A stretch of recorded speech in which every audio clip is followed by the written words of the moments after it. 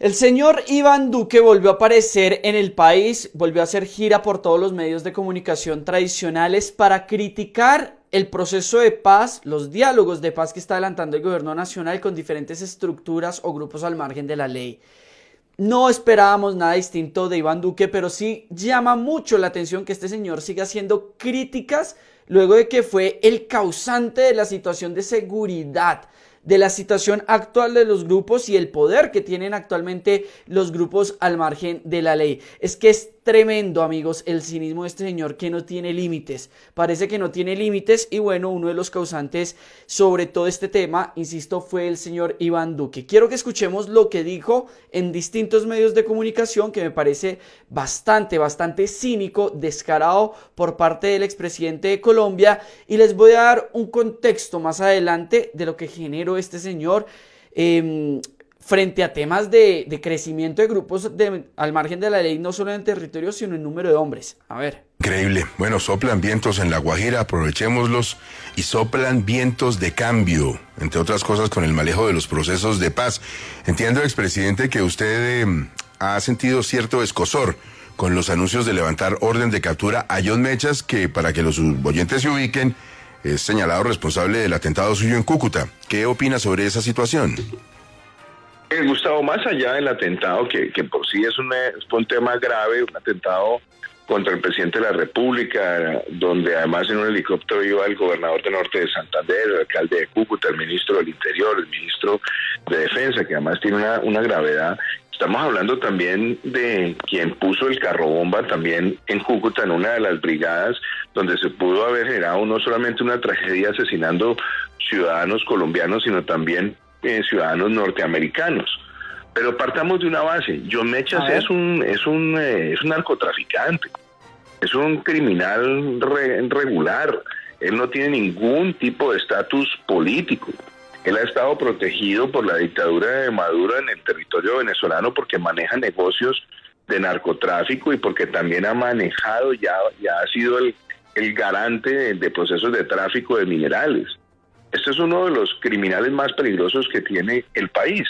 Entonces, cuando usted a un criminal le tiende la mano, y le tiende la mano además sin ni siquiera someterlo a la justicia, pues se empieza a construir esa impunidad. Todos los colombianos queremos la paz, y yo he dicho que como expresidente mi voz siempre será elevada para contribuir a la construcción de la paz, no para obstaculizarla. Pero al ver esta realidad, al ver los negocios de narcotráfico de estos sinvergüenzas, de estos bandidos, lo que dije ayer, si aquí se construye un marco de impunidad para la construcción de la paz total, pues la paz total se va a convertir en la paz fatal, porque todos estos delincuentes van a seguir entregándole su negocio a sus sucesores, van a tratar de lavar la fortuna y vamos a seguir viendo una situación dramática donde a más narcotráfico, más violencia.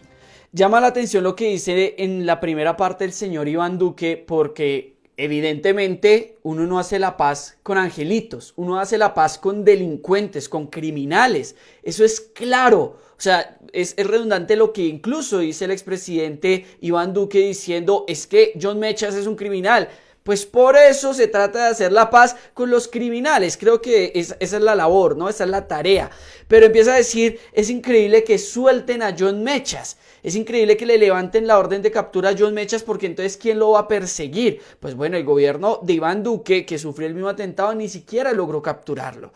No lo logró el gobierno de Iván Duque. Y eso que sufrió un atentado directo de esta persona. O sea, debió ser un objetivo militar de los más importantes y no lograron darlo ya sea de baja o capturarlo. Pero llama la atención que Iván Duque mire el tema de la paz como con este sí, con este no, con este sí, con este no, como si fuera un tema individual. No, el tema de paz es un tema que tiene que cobijar al grupo en general. En este caso, por ejemplo, al ELN. Pero además adiciona y dice que pues John Mechas lo que hace es que trafica, que este señor realiza unas actividades ilegales. Pues por eso mismo también se busca generar un tema de paz, pero además está realizando por parte del gobierno nacional un discurso no solo a nivel nacional sino internacional del fracaso de la lucha de la droga, contra las drogas. ¿Para qué? Para que no solo Colombia, sino los otros países, principalmente los que demandan todo lo que se siembra aquí en el país, pues dejen de dar esa lucha que ya fracasó contra las drogas y deje de ser rentable para estos grupos al margen de la ley este negocio.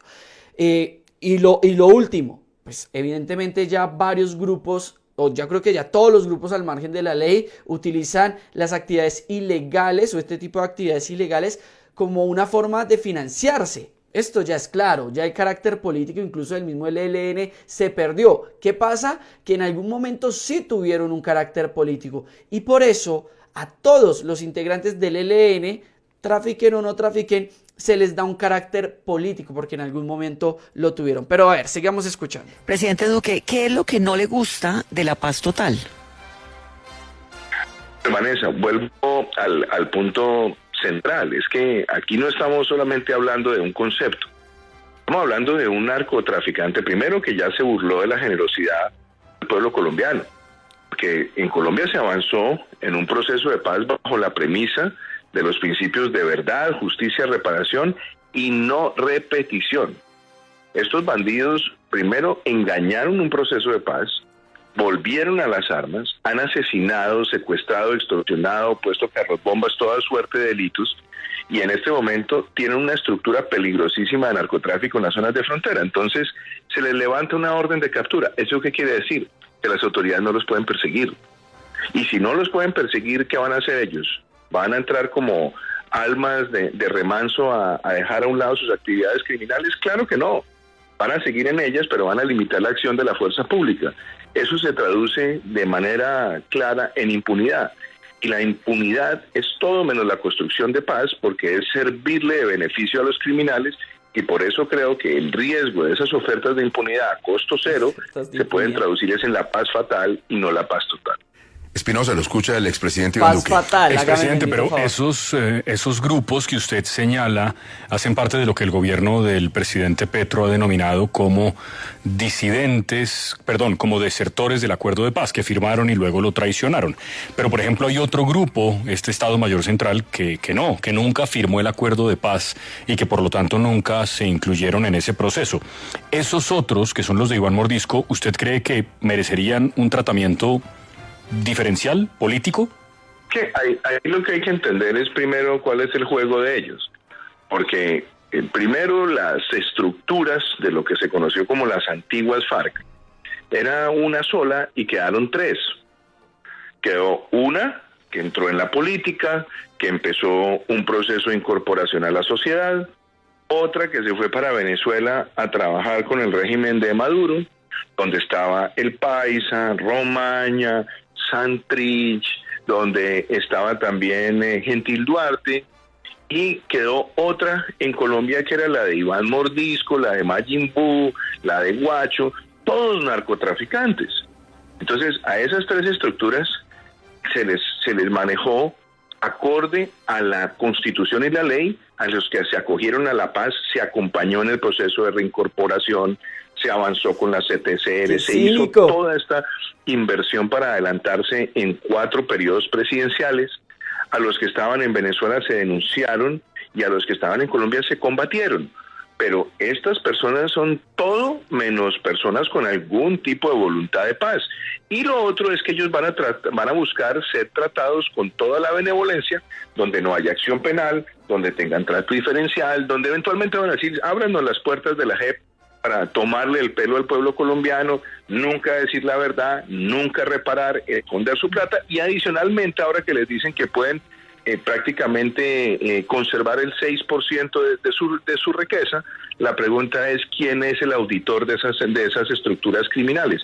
¿Quién sabe cuánto es el 6%? Eso se puede constituir en una operación de lavado de activos que solamente va a seguir manteniendo vivas esas estructuras criminales, porque ese negocio de ellos, de narcotráfico, no está para la venta. Entonces, a la pregunta de Vanessa, en la que usted también me hace, Espinosa, es: la paz se tiene que construir bajo los principios de que haya justicia efectiva, real, sancionatoria, con exigencias de verdad, pero sobre todo que haya sanción, y sanción sobre todo a los que ya le incumplieron al país en la construcción de la paz, luego de la oferta más generosa que haya tenido nuestro país en su historia. Llama la atención el cinismo de este señor porque utiliza palabras como nosotros hicimos mucho para la paz, nosotros combatimos, incluso utilizó la palabra, y pues las personas que defraudaron la paz tienen que ser tratados como criminales y demás.